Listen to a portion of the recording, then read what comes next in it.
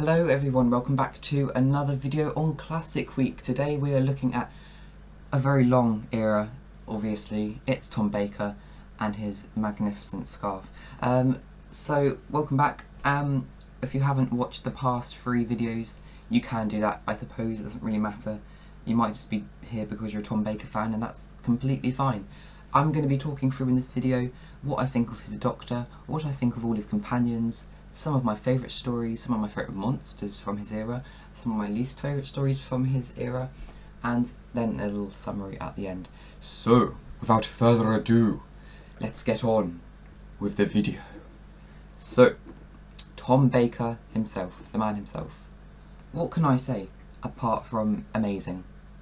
Absolutely amazing. I think this man was born to play the Doctor. Correct me if I'm wrong, but I believe this man was born to play the Doctor. Obviously he's still going very strong, doing Big Finish at the grand age of 86, but my god, he's phenomenal. Most of his stories, and I say most, I'll get to that in a minute, he is on top form, and he's had little hiccups in his era, obviously. I would say probably season 15 was a little hiccup for him, but he pulls right through, and he just delivers in pretty much every story. He's brilliant, and he works so well with the cast around him and the scripts, and what can I say? That is Tom Baker. I think I don't need to say anymore because you all know. His companions, he had quite a few companions actually. 1, 2, 3, 4, 5, 6, 7, 8, 9 companions in total. That's quite a few.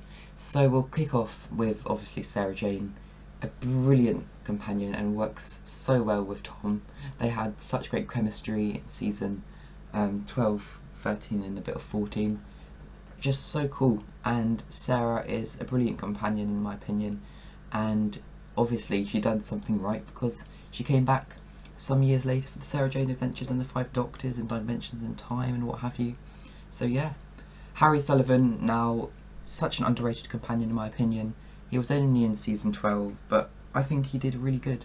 He was obviously in Genesis of the Daleks, which is a brilliant story.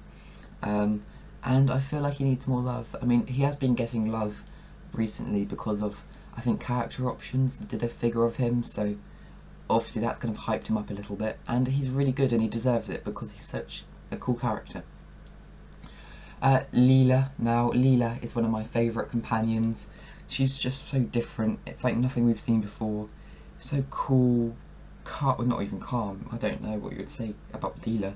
Unpredictable really, always up for a fight, and yep, she stands by her tribe, I'd say, even when she's millions of miles across the galaxy. Awesome companion.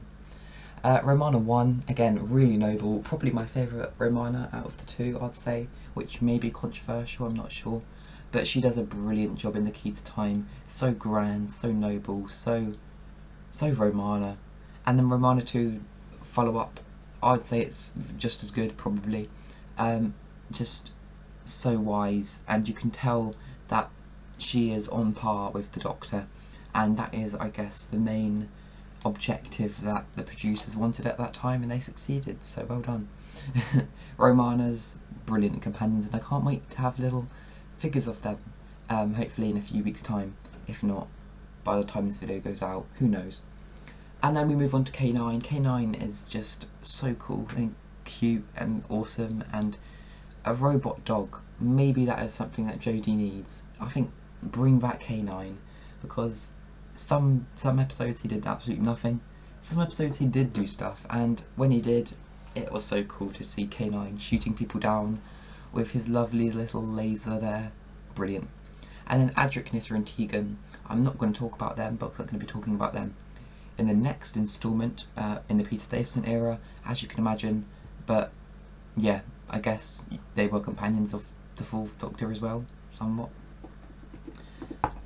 Some of my favourite villains from the 4th Doctor's era, there were loads, absolutely loads to choose from, but I whittled it down to about 6.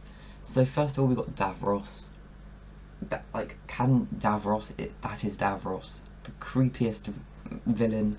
His voice is just so rough and so quiet, but it's so menacing at the same time. Yeah, brilliant creation there. The Vok robots, again, really creepy. The fact they're a bit like the Ood in a sense, because in the Impossible Planet and the Satan Pit, they start off as like servants, but then actually underneath they are pretty. Obviously both of their eyes turn red. So yeah, really cool villains and a brilliant story as well. Now we've got Lee Sen Chang, now from the Talent of Wang Chiang. Now I watched this story last week and on Blu-ray, and oh my god, this man is so creepy. John Bennett does a really good job at making Lee Sen Chang so creepy. I mean, if I did, just imagine if you bumped into him in a dark alleyway, is all I'm saying. I would actually probably just keel over before he even, I don't even know. But so creepy, so menacing. Obviously he's not the main villain of the story, but I think he's the standout villain of the story. Sutek, Morbius now, both incredible villains from series 13. Just creepy inventions, creepy intentions. I had to include them. And the K1 robot, oh, so cool, so cool. I remember that having a big impact on me when I first watched that story. Just robot, it's so cool, so cool. Now I move on to some of my favourite stories of the Tom Baker era, and of course there's going to be quite a few because his era was the longest. So we've got robots, obviously. It feels like a John Pertwee story, but it really works at the first, and I really enjoy it. Robots of Death, obviously, one of my top 10s, I'd say. Brilliant, absolutely brilliant. Genesis of the Daleks, I watched this one recently too. Maybe a tiny bit overrated, but I still think it's absolutely amazing. Talons of Weng Chiang is just the Doctor Who episode in my opinion. Absolutely brilliant. The Androids of Tara, probably my favourite from the Key to Time series, so that does a great job there. State of Decay, I watched that one very recently, and I was surprised at how much I enjoyed it. I think I gave that an 8.5, so brilliant story of State of Decay. And Horror Fan Rock, again, it's just amazing. So claustrophobic, but very dark, and very brilliant. Some of my least favourite stories from the Tom Baker era now.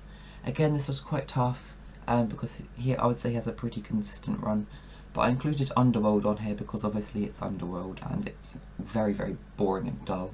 And Tom Baker is not on top form in this one. He is doing it very badly, not badly, but he isn't putting in much effort at all. Leela, even she isn't great. The side cast are appalling, and yeah. The Invasion of Time, again, it's been a while since I watched this one, but I just remember it dragging on a lot, and I'm not very good with stories that drag. But I remember having some cool ideas, I suppose. And the Armageddon Factor, again, not a great conclusion to the Key to Time at all, really. I was expecting this amazing 6-part epic, and no, it's far from that, I'm afraid. But overall, I do like the Key to Time series, it's just the finale lets it down majorly, I'm afraid. Whew, so there we go, the Tom Baker era. I'd love to hear in the comments what are some of your favourite stories from his era, favourite villains, favourite companions. Is he your favourite Doctor? Why? Is he overrated? Why? Oh, I'd love to read them. So I'd really appreciate it if you could give this video a like or a thumbs up, and that'd be hugely appreciated. So yeah, I want to thank you all very much for watching, and hopefully you'll be here tomorrow for the Peter Davison era, so that'd be interesting. So thank you all very much for watching, and I'll see you tomorrow, hopefully, or maybe, I don't know. Bye for now.